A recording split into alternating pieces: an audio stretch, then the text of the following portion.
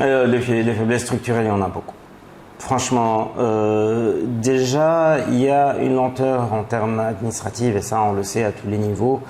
La lenteur administrative n'arrange pas les choses. Aujourd'hui, pour lancer une nouvelle entreprise textile à l'exportation, alors il y a l'aspect douanier, bien sûr, à ne pas négliger, mais c'est pas tout. Après, il y a aussi obtenir les autorisations de fabrication et les autorisations d'exploitation.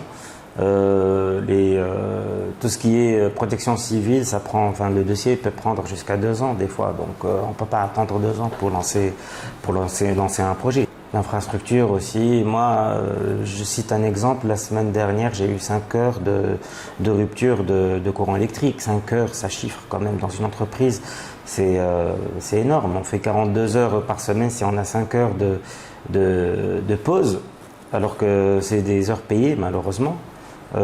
Comment on peut s'en sortir? Après, il y a aussi l'infrastructure en termes de transport, de route. On a déjà du mal à trouver de la main-d'œuvre qualifiée proche de nous. Je ne dis pas que la main-d'œuvre qualifiée n'existe pas. De toute façon, il y a des formations, on peut toujours les mettre à niveau.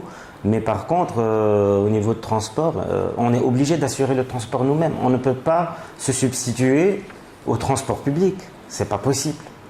Aujourd'hui, la sous-traitance en elle seule, qui nous a vraiment permis à un certain moment de faire donc un bond vers l'avant pour la Tunisie, ça ne paye plus. Il faut vraiment des produits finis. Donc, qui dit produits finis, il faut des services annexes, donc tels que le développement, donc styliste, modéliste, etc. Il faut proposer des collections, il faut avoir des tissus peut-être même en stock. Je ne sais pas, mais de toutes les façons, ça va engager des coûts supplémentaires. Et ça, il faut vraiment avoir une grande taille pour pouvoir le faire.